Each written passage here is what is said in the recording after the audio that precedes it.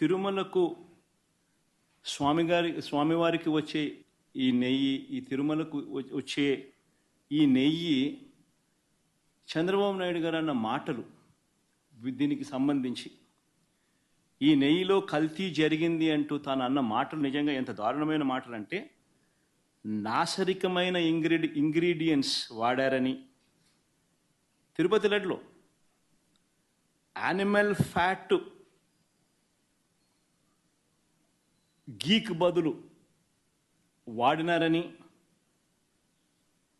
ఇదే పెద్ద మనిషి చంద్రబాబు నాయుడు ముఖ్యమంత్రి హోదాలో ఉంటూ ఒక ముఖ్యమంత్రిగా తాను మాట్లాడిన మాటలు ఇవి. నిజంగా ఒక ముఖ్యమంత్రిగా ఉన్న వ్యక్తి ఈ మాదిరిగా అబద్ధాలు ఆడడం ధర్మమేనా?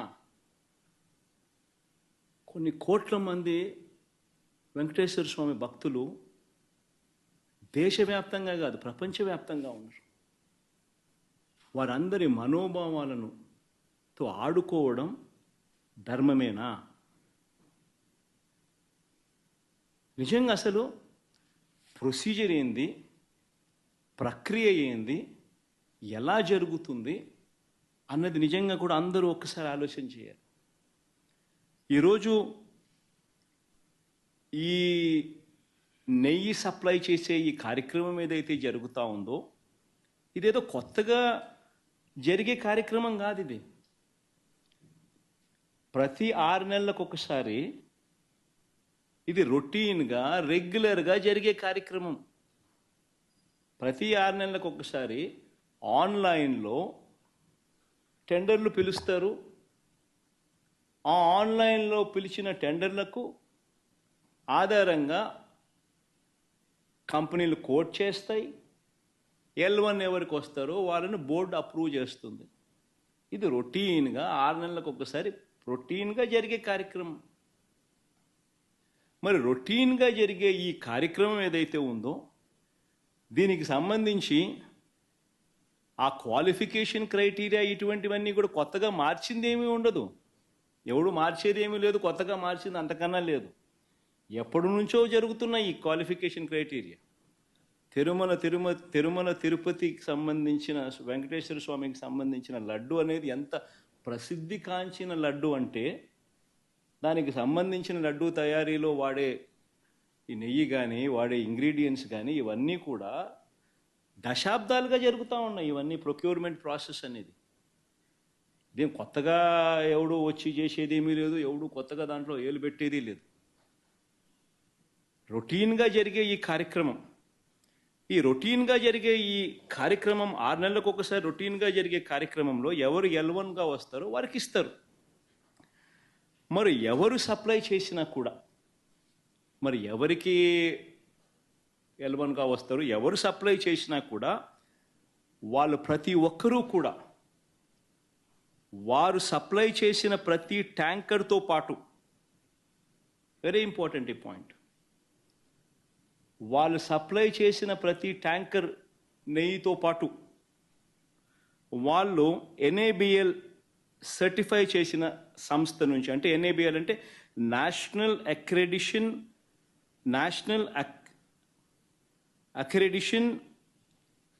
NABL national accreditation board for labs, national accreditation board for labs certify చేసిన సంస్థ నుంచి ప్రోడక్ట్ క్వాలిటీ సర్టిఫికేట్ తీసుకొని రావాలి. రూల్ వచ్చిన తర్వాత ఇక్కడ TTDలో ఆ ట్యాంకర్లో నుంచి 3 శాంపుల్స్ తీసుకొని 3 రిపోర్ట్స్ పాస్ కావాలి. ఇది routine process, compulsory process for anybody. ఈ 3 టెస్టులు పాస్ అయిపోయిన తర్వాతనే ఆ నెయ్యి కానీ ఆ ఇంగ్రీడియంట్స్ కానీ ఏదైనా కూడా ప్రసాదంలో వాడడానికి TTD వాడకంలోకి తీసుకొని వచ్చేదానికి బండిని ముందుకు పంపిస్తారు. లేకపోతే vehicle it self will not even go forward. లేకపోతే అసలు ముందుకు కూడా పోదు. రిజెక్ట్ ఆ 3 శాంపుల్స్లో ఏది పాస్ కాకపోయినా కూడా అసలు నీకు అసలు శాంప్లింగే అసలు నీకు అసలు ఆ బండి ముందుకే పోదు, ఆపేస్తారు, రిజెక్ట్ చేసేసి వెనక్కి పంపించేస్తారు. దట్ ఈస్ ప్రక్రియ. This is compulsory. మరి నేను అడుగుతా ఉన్నది ఒకటి చంద్రబాబు నాయుడు, మరి ఏదైనా కానీ రిజెక్ట్ అయిపోతే అసలు నువ్వు వాడే అవకాశమే లేదు, వాడే పరిస్థితి లేదు. మరి అలాంటప్పుడు అది వాడారని, అవి నాసిరికమని, యానిమల్ ఫ్యాట్ అని ఇలా రకరకాలుగా చెప్పడం అబద్ధాలు కాదా? ధర్మమేనా, న్యాయమేనా అని అడుగుతుంది. ఇది report.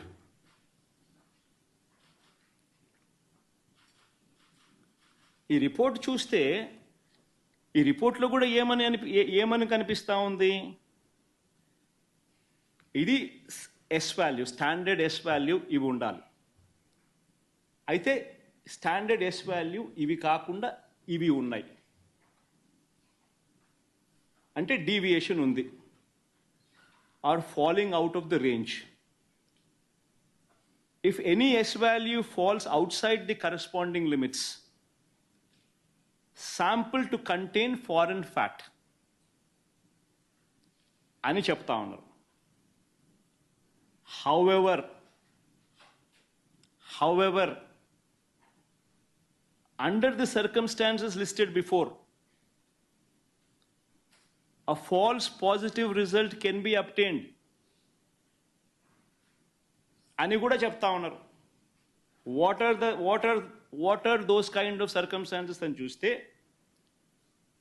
If the sample is obtained from bovine milk other than cow's milk, if the sample is obtained from cows which received an exceptionally high feeding of pure vegetable oils such as repressed oil, cotton or palm oil, etc. Exception చెప్తా ఉన్నాను. Or if sample is obtained from cows suffering from serious underfeeding, or if the sample is obtained from cheeses, or if the sample is extracted by using the Gerber, Weibull, Berntrop or Schmidt, Bonsky, Rascal methods. అంటే ఇవి exceptions కూడా ఉంటాయి అని కూడా చెప్తా ఉన్నారు. నేను చెప్పేది ఒకటే చెప్తా ఉన్నా, ఏదైనా కానీ ఒక రోబస్ట్ ప్రక్రియ టీటీడీలో ఉంది అని చెప్పడానికి సంతోషపడాలి, గర్వపడాలి. టీటీడీ అన్న దేవాలయం అన్నది, టీటీడీలో తయారయ్యే లడ్డు అన్నది, స్వామివారికి దగ్గర తయారయ్యే ఈ కార్యక్రమం అనేది ప్రసిద్ధి కాంచిన గొప్ప పరిణామం అని చెప్పాలి. టీటీడీలో ప్రాక్టీస్ చేస్తూ ఉన్న ప్రాక్టీసెస్ ఎంత గొప్పవి అని చెప్పి ఇంకా మనం పొగుడుకోవాలి. కానీ మనమేం చేస్తూ ఉన్నాము? ఒక రోబస్ట్ ప్రక్రియ ఉంటే ప్రతి వెహికల్ను సప్లై చేసే ప్రతి వెహికల్ వాళ్ళ సర్టిఫికేట్ తీసుకొని రావడమే కాకుండా, టీటీడీ ఆ ప్రతి వెహికల్లో నుంచి 3 శాంపుల్స్ తీసి ఆ శాంపుల్స్ పాస్ అవుతేనే నీకు లోపలికి పోయేదానికి పర్మిషన్ ఇస్తూ టీటీడీలో లడ్లు తయారు చేయడానికి ఉపయోగపెట్టే పరిస్థితి ఉంది అని చెప్పి తెలిసినప్పుడు, ఇంత గొప్ప ప్రాక్టీస్ ఉన్నప్పుడు, ఇంత గొప్ప పరిస్థితి ఉన్నప్పుడు క్రెడిట్ తీసుకోవాల్సింది పోయి మనం ఏం చేస్తూ ఉన్నాము? అబద్ధానికి రెక్కలు కడతా ఉన్నాం. రెక్కలు కడుతూ ఇవన్నీ శాంపుల్స్, ఇవన్నీ టెస్టుల్లో ఫెయిల్ అయినా కూడా వాడేసినారు, లడ్ల కింద తయారీ చేసేసినారు, ప్రజలకై భక్తులకై పంచిపెట్టినారు, భక్తులు అలాంటి లడ్లు తిన్నారు అనే ఒక ముఖ్యమంత్రి స్థానంలో ఉన్న వ్యక్తి టీటీడీ వెంకటేశ్వర స్వామి గుడిని అపవిత్రత పాలు చేస్తూ అక్కడ తయారు చేసే ప్రక్రియను అభాస్పాలు చేస్తూ మన గుడిని, మన వెంకటేశ్వర స్వామిని మనం తగ్గించుకుంటున్నాం.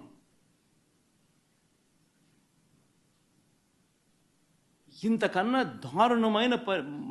దారుణమైన పరిస్థితులు ఎప్పుడైనా రాష్ట్ర చరిత్రలో ఎక్కడైనా జరుగుతాయా? వీళ్ళు చెప్పే మరో దుష్ప్రచారం, కర్ణాటక మిల్క్ ప్రొడ్యూసర్స్ ఫెడరేషన్ KMFకు ఉద్దేశపూర్వకంగానే ఆ కంపెనీ బ్రాండ్ నందినికి నెయ్యి కాంట్రాక్ట్ ఇవ్వలేదని ఆరోపిస్తున్నారు. ఆశ్చర్యకరమైనది. టెండర్లు పిలుస్తారు, ఎవరైనా పార్టిసిపేట్ చేయొచ్చు. ఇదే చంద్రబాబు నాయుడు గారి హయాంలో 2015 నుంచి 2018 అక్టోబర్ వరకు KMFకు చెందిన బ్రాండ్ ఎందుకు లేదని అడుగుతా ఉన్నారు. లేదు KMF బ్రాండ్ 2015 నుంచి 2018 అక్టోబర్ వరకు మరి ఎందుకు లేదు? చంద్రబాబు నాయుడు గారి హయాంలో 2014 నుంచి 19 మధ్య 14 నుంచి 15 సార్లు రిజెక్ట్ చేసినారు. ఏ మాదిరిగా 14 to 15 టైమ్స్ చంద్రబాబు నాయుడు గారి హయాంలో రిజెక్ట్ కూడా చేశారు. ఈ మాదిరిగా మన హయాంలో, వైఎస్ఆర్సీపీ హయాంలో కూడా 18 సార్లు ఇది ఇలా రిజెక్ట్ చేసినారు. 18 టైమ్స్. తప్పేమీ కాదు, ఇంకా సంతోషపడాలా. ఒక బ్రహ్మాండమైన ప్రాసెస్ ఉంది. ఆ ప్రాసెస్ ఎంత గట్టిగా పనిచేస్తూ ఉంది అని అంటే, ప్రతి ట్యాంకరు వచ్చిన తర్వాత 3 సార్లు ఆ శాంపుల్స్ టెస్ట్ చేసి దాంట్లో ఉన్న పదార్థాలను 3 శాంపుల్స్ దాన్ని టెస్ట్ చేసి 3 టెస్టులు పాస్ అవుతేనే దానికి యాక్సెప్ట్ చేస్తూ లోపలికి పంపించే కార్యక్రమం చేస్తారు అన్న ఒక మంచి రోబస్ట్ ప్రాక్టీస్ అనేది ఏదైతే ఉందో, ఆ రోబస్ట్ ప్రాక్టీస్ను దాన్ని నువ్వు బ్రహ్మాండమైన ప్రాక్టీస్ ఉంది అని చెప్పి సంతోషపడాల్సింది పోయి, గొప్పగా ప్రాక్టీస్ ఉందని చెప్పి ప్రపంచానికి చెప్పాల్సింది పోయి, మనం చేస్తూ ఉన్న పని ఏమిటి? అబద్ధానికి రెక్కలు కడతా ఉన్నాం, జరగనట్టుగా చెప్తా ఉన్నాం. ఏకంగా చంద్రబాబు నాయుడు గారు అనే వ్యక్తి నాసిరకమైన పదార్థాలు వాడేశారని, యానిమల్ ఫ్యాట్ గీకు బదులు కూడా వాడేశారని, లడ్లు తయారైనాయని భక్తులు తినేశారని, ఎంతటి దారుణమైన అబద్ధాలు ఆడడం ధర్మమేనా అని అడుగుతా ఉన్నా. ఇంకొకటి కూడా అడుగుతా ఉన్నా. ఈ మాదిరిగా ఈ 3 సార్లు ఈ క్వాలిఫై అయిన ఈ నెయ్యి సప్లై చేసే సంస్థ కానీ, ఈ క్వాలిఫై అయిన ఈ సంస్థలు ఎవరైతే ఉంటారో వాళ్ళు national accreditation boards for labs నుంచి సర్టిఫై చేసిన సంస్థ నుంచి ప్రోడక్ట్ క్వాలిటీ సర్టిఫికెట్ తీసుకుని రావడమే కాకుండా, ఆ తర్వాత ఇక్కడ టీటీడీలో 3 శాంపుల్స్ తీసుకుని 3 రిపోర్ట్స్ మళ్ళీ పాస్ అయితేనే ఇవి వాడకంలోకి తీసుకొని వస్తారు. మరి అలాంటప్పుడు ఈ కార్యక్రమం కూడా ఇదేదో కొత్తగా ఇప్పుడు జరిగేది కాదు. ఈ ప్రొసీజర్ కూడా ఈ రకంగా 3 శాంపుల్ తీసుకోవడము, ఈ రకంగా 3 శాంపుల్స్ పాస్ అయితేనే దీన్ని వాడకంలోకి తీసుకొని రావడం, ఇవన్నీ కూడా కొత్తగా ఇప్పుడు తీసుకొచ్చినటివి కాదు. ఇవన్నీ కూడా దశాబ్దాలుగా ఉన్నటివి. చివరికి 100 రోజుల పాలన మీద, చంద్రబాబు నాయుడు గారి 100 రోజుల పాలన మీద దృష్టి పెట్టేసరికి ఇప్పుడు తిరుమలకు వచ్చే నెయ్యి కల్తీ జరిగిందంటూ ఇంకో డైవర్షన్. ఇది నిజంగా అన్నిటికన్నా ఇంకా ఆశ్చర్యం కలిగించే పెద్ద డైవర్షన్. ఎందుకనంటే చంద్రబాబు నాయుడు అనే వ్యక్తి ఎంత దుర్మార్గుడు, ఎంత అన్యాయస్తుడు అని అంటే, నిజంగా దేవుడిని కూడా రాజకీయాల కోసం వాడుకోగలగాలి అని ఆలోచన చేయగలిగిన వ్యక్తి ప్రపంచ చరిత్రలో ఎవడు ఉండడు. ఇంత అన్యాయస్తుడు ప్రపంచ చరిత్రలో ఎవడు ఉండడు. దేవుడు ని రాజకీయాల కోసం ఉపయోగించుకోవాలి అని ఆలోచన చేయగలిగిన దుర్మార్గమైన మనస్తత్వం ఒక చంద్రబాబు నాయుడు గారికి మాత్రమే ఉంటాయి. నిజంగా ఇది ఎంత దారుణమైన డైవర్షన్ పాలిటిక్స్ అంటే, ఒకవైపున 100 రోజులు చంద్రబాబు నాయుడు గారి పరిపాలన మీద ప్రజలందరూ కూడా చంద్రబాబు నాయుడు మీద కోపం వెలుపుచుతూ ఉన్నారు. ఏమైనా మా సూపర్ 6లు, ఏమైనా మా సూపర్ 7లు అని చెప్పి ప్రజలు నిలదీస్తూ ఉన్నారు. ఇలాంటి నేపథ్యంలో ప్రజల మనసును డైవర్ట్ చేసేందుకు చంద్రబాబు నాయుడు చేస్తూ ఉన్న అతి దుర్మార్గమైన ఆలోచన ఈ కట్టుకథ.